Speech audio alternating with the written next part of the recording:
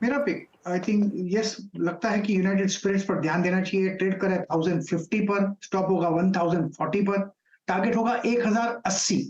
अच्छी तेजी मिल सकती है क्योंकि बेस बहुत बढ़िया है यूनाइटेड स्पिरिट्स में। बाय कॉल गाबा साहब दे रहे हैं एकदम फ्राइडे मॉर्निंग को, और एक अपॉर्चुनिटी यहाँ पर अच्छी खासी बनी भी है। मानस, आपका ओपनिंग टिक क्या है क्विक सिग्नल? देखिए, एलआईसी हाउसिंग फाइनेंस में खरीदारी करने की राय रहेगी। 2 दिन पहले एलआईसी हाउसिंग फाइनेंस ने 20 डे मूविंग एवरेज को रीगेन कर लिया था। कल के सेशन में कंसोलिडेशन देखने को मिला, एक पॉज देखने को मिला, लेकिन आज फिर से हमें एक फ्रेश ब्रेकआउट देखने को मिल रहा है। इसलिए एलआईसी हाउसिंग फाइनेंस में खरीदारी करने की राय रहेगी। करंट लेवल्स पे खरीदारी करिए। स्टॉप लॉसेस 464 के रहेंगे और 485 तक के टारगेट्स पॉसिबल है स्टॉक में, एलआईसी हाउसिंग फाइनेंस में। ऑप्शन में अगर ट्रेड लेना हो तो at the money call option 470 वाला खरीद सकते हैं। 10 रुपए पे ट्रेड हो रहा है, 6 रुपए 50 पैसे का स्टॉप लॉस लगाना है और 18 रुपए के टारगेट आप इस ऑप्शन में भी सेट कर सकते हैं। जी हाँ, याद रखिएगा एनबीएफसी है, पर डरिएगा मत। हाउसिंग लोन पे ऐसा कोई दिक्कत नहीं है, अनसिक्योर्ड लोन की कैटेगरी में ये नहीं आता है। निफ्टी स्टिल बेटर है, याद रखिएगा। अदर सेक्टर्स का इम्पैक्ट इस पर क्लियरली विजिबल है, ब्रेथ थोड़ी सी अच्छी है, तो निफ्टी उसका एडवांटेज कैरी कर रहा है, but as of now not exactly Nifty. Bank अगला ट्रेड पिक करते हैं आशीष बहती जी, आपका ट्रेड क्या रहेगा? वीरेंद्र जी, इंडिगो में खरीदारी की सलाह रहेगी। इंडिगो एयरलाइंस में जिस आपका मूव इंडिगो में आप देखने मिल रहा है और क्रूड की गिरावट का एक क्लियर बेनिफिशियरी भी बनता है ये, तो इन लेवल्स पे खरीदारी की जा सकती है। 2550 का एक स्टॉप लॉस लगाना है। मुझे लग रहा है कि इसमें 2650 का फर्स्ट टारगेट, 2680 के सेकंड टारगेट के लिए पोजीशन बनाई जा सकती है। ओके, तो 2600 आगे 2680 की तरफ बढ़ता हुआ ये काउंटर क्लियरली।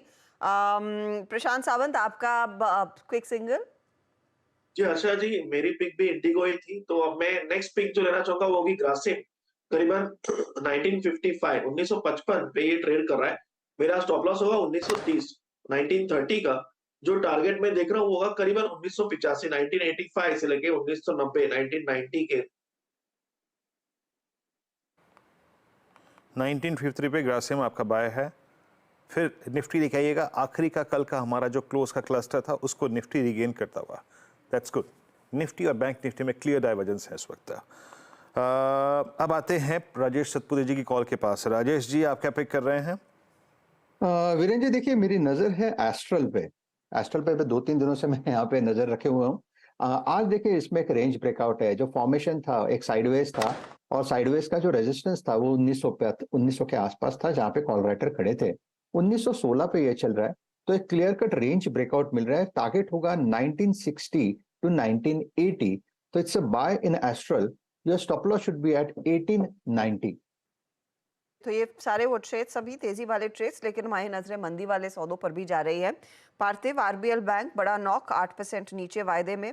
एसबीआई कार्ड फिर उसके बाद 6.5% का नुकसान। AB Capital, IDFC First, LNT Financial Holding, सब में हम देख रहे हैं भारी गिरावट। और बजाज फाइनेंस, पहले तो बजाज फाइनेंस पर आपकी क्या राय रहेगी? परसों वो अपडेट आया कि 2 प्रोडक्ट्स पर लेंडिंग डिजिटली रोक दी गई है, और आज ये रिस्क वेट वाला मामला आया। यहाँ पर करना क्या है? कंस्ट्रिंग स्टॉक कल घूमा अच्छे से, आज टिकेगा या नहीं पॉजिटिव में? हमारा व्यू पॉजिटिव है, और ये जो करेक्शन है उसका डेफिनेटली इन्वेस्टर्स को लाभ उठा के बाई करनी चाहिए। Simple reason, Bajaj finance unlike दूसरे जो एनबीएफसी है उसके पास एक क्षमता है बहुत अच्छा कैपिटल रेज करने की एट रिलेटिवली ऑप्टिमम कॉस्ट। ये इम्पैक्ट के बाद भी उसका CET1 रेशियो करीबन 21-21.5 के आसपास है, जो रेगुलेटरी हर्डल से काफी ऊपर है। और हमेशा बजाज फाइनेंस में मैनेजमेंट ने भी ये बताया कि जो कंज्यूमर फाइनेंस सेंट्रिक जो लोन है और जो बिजनेस मॉडल उसके सेंटर्ड है, उनको थोड़ा डी-रिस्क करके थोड़ा डिवर्सिफाई भी करना है, which is always a good thing.